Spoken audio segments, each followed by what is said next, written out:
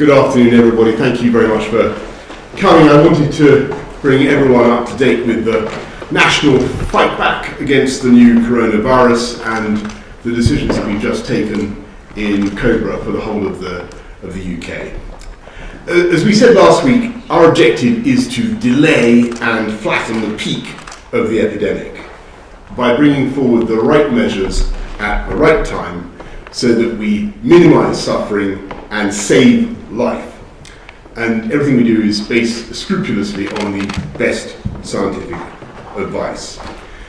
Last week, we asked everyone to stay at home if you had one of two key symptoms: a high temperature or a new and continuous cough.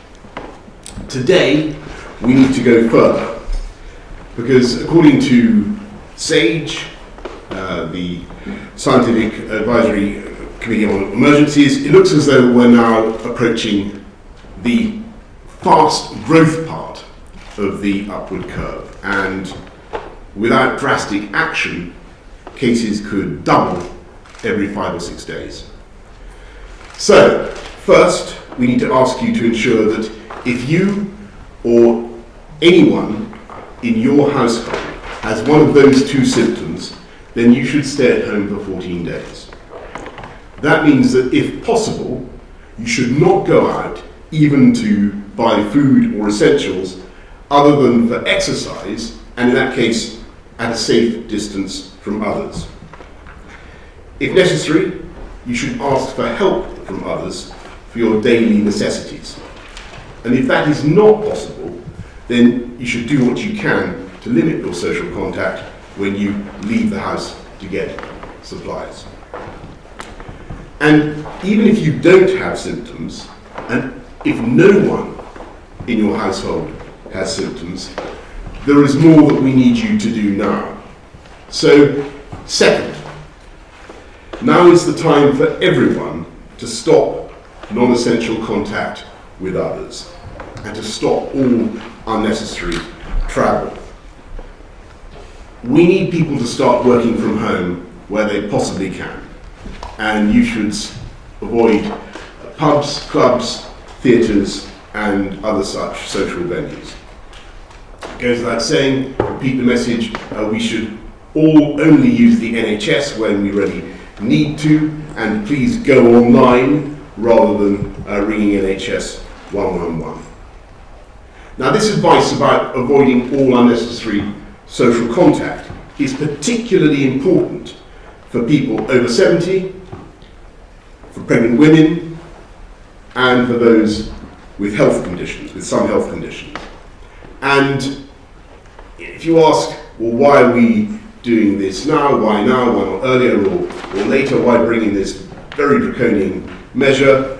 The answer is that we are asking people to do something that is difficult and disruptive of their lives. And the right moment, as we've always said, is to do it when it is most effective, when we think it can make the biggest difference to slowing the spread of the disease, reducing the number of victims, reducing the number of fatalities.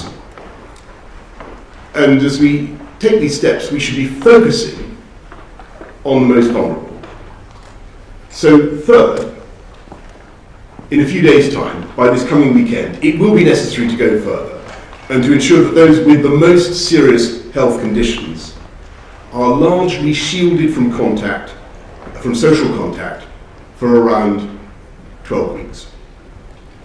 And again, the reason for doing this in the next few days rather than earlier or later is that this is going to be very disruptive for people who have such conditions, difficult for them, but I believe it's now necessary. And we want to ensure that this period of shielding, this period of maximum protection, coincides with the peak of the disease. And it's now clear that the peak of the epidemic is coming faster in some parts of the country than in others. And it looks as though London is now a few weeks ahead.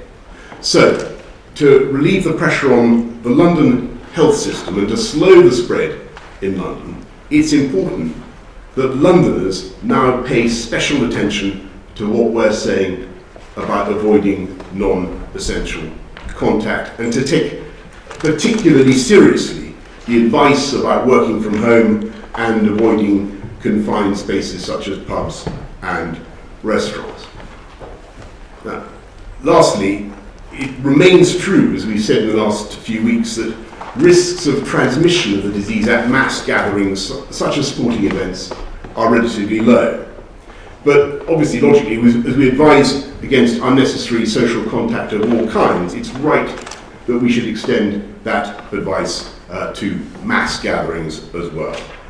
And so we've also got to ensure that we have the critical workers we need that might otherwise be deployed at those gatherings to deal with this emergency. So from tomorrow, we will no longer be supporting mass gatherings with emergency workers in the way that we normally do. So mass gatherings we're now moving emphatically away from. And I know that many people, including millions of fit and active people over 70, may feel, listening to what I've just said, that there is something excessive about these measures.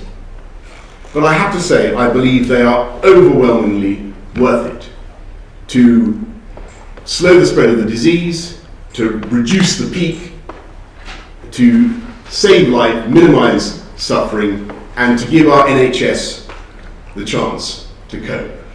Over the last few days, I've been comparing notes and talking to leaders around the world, and I can tell you that the UK is now leading a growing global campaign amongst all our friends and allies, whether in the G7, the G20, the UN, the IMF, all those bodies in which we play a significant role.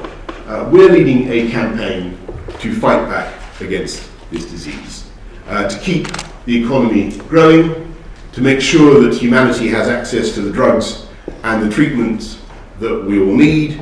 And the UK is also at the front of the effort to back our business, to back our economy, to make sure that we get through it.